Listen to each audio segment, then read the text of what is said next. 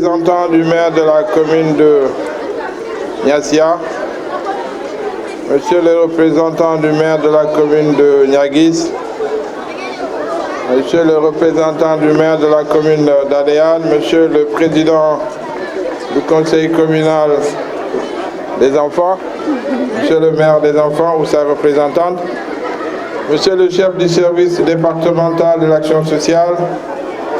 Monsieur le point focal institutionnel du comité départemental de protection de l'enfant, Monsieur le président du conseil régional de la jeunesse, Madame la coordinatrice régionale des Badianougor, Madame la représentante de la boutique de droit, Monsieur le président de la fédération d'Imbaya, Monsieur le président du collectif des délégués de quartier, Monsieur le manager général de la fédération d'Imbaya, Monsieur le directeur des SOS, Mesdames et Messieurs les membres de l'association Dinding Kafo de Ziguinchor, Mesdames et Messieurs les membres de l'association Dinding Yirmando de Niaguis, Mesdames et Messieurs les membres de l'association Bambouramba de Adéane, Mesdames et Messieurs les membres de l'association Kajouldar Napo de Boutoupa Kamara Konda, Mesdames et Messieurs les membres de l'association Amona de Niassia, mes parents de Niassia, Mesdames et Messieurs les membres de l'association Kamouten et Namport, honorables invités en vos rangs, titres et qualités. Monsieur le manager général, c'est pour moi un réel plaisir de prendre part ce matin à cette cérémonie de commémoration de la Convention internationale des droits de l'enfant. Cette convention adoptée le 20 novembre 1989 par l'Assemblée générale des Nations unies engage les États à créer des conditions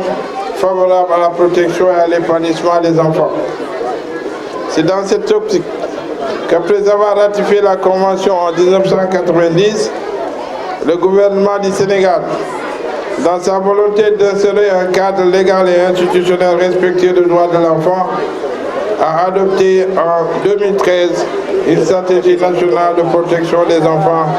considérée aujourd'hui comme un document de référence dans la définition des politiques publiques en la matière. J'ai aussi entendu le plaidoyer tantôt fait par les enfants, mais aussi par beaucoup de responsables pour l'adoption par l'Assemblée nationale du Code de l'enfant. En tant que président de commission à l'Assemblée nationale, je porterai bien entendu ce plaidoyer auprès de ma collègue Mme Awa Gueye, qui est la présidente de la commission chargée des affaires sociales et de la santé. En ce qui nous concerne, la situation particulière de la région de Ziguinchor, ou du moins de la région naturelle de la Casamance, marquée par près de 40 ans de conflits, rend naturellement une prise en charge correcte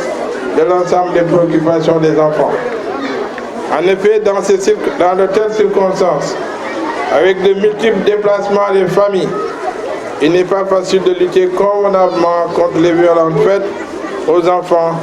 la mendicité, les mutilations génitales, le travail des enfants et la non-déclaration à l'état civil, entre autres phénomènes.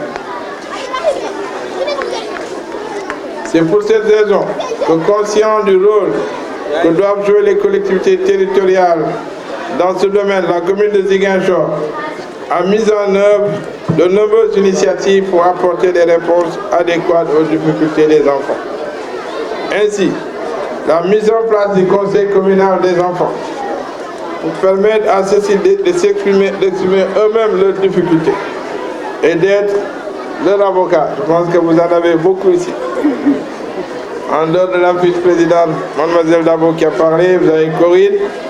Hadi et bien entendu le maire des enfants, qui chaque fois que le besoin font des plaidoyers et aujourd'hui sont devenus des enfants leaders. Je pense qu'ils sont appelés un peu partout.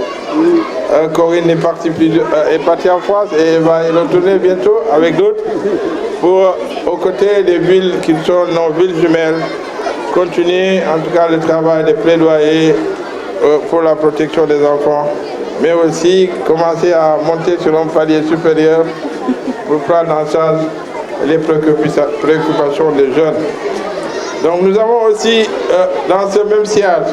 procédé à la construction et à l'équipement d'un centre d'état civil secondaire pour faciliter les déclarations de naissance. Et nous avons aussi fait des audiences foraines pour l'enrôlement des enfants, à côté des autorités judiciaires, bien entendu, non déclarées, et qui pour répondre à cette exigence de protection des enfants. Parce que le premier droit de l'enfant, je pense, c'est un droit à l'état civil, mais aussi à l'éducation. C'est le lieu pour moi d'adresser mes vifs remerciements à la Fédération d'Imbaya et à son partenaire Child First pour la parfaite collaboration entretenue avec la commune de Ziguinchor dans la mise en œuvre, dans la mise en place et le fonctionnement des instruments initiés par la commune dans le cadre de la protection et des droits de l'enfant. La cérémonie qui nous réunit ce matin et dont l'objectif est de passer en revue l'état de la mise en œuvre des engagements auxquels l'État du Sénégal a souscrit en ratifiant la Convention internationale des droits de l'enfant nous permettra sans nul doute, monsieur le point focal institutionnel,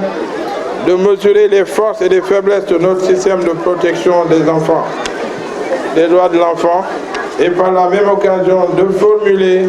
des recommandations qui nous permettront, État central comme collectivité territoriale, comme autorité déconcentrée, d'améliorer ou tout au plus de réorienter nos actions pour une meilleure prise en charge des préoccupations des enfants. Donc ceci dit, je voudrais encore souhaiter une très bonne fête aux enfants et vous dire que la mairie sera toujours à vos côtés pour vous accompagner.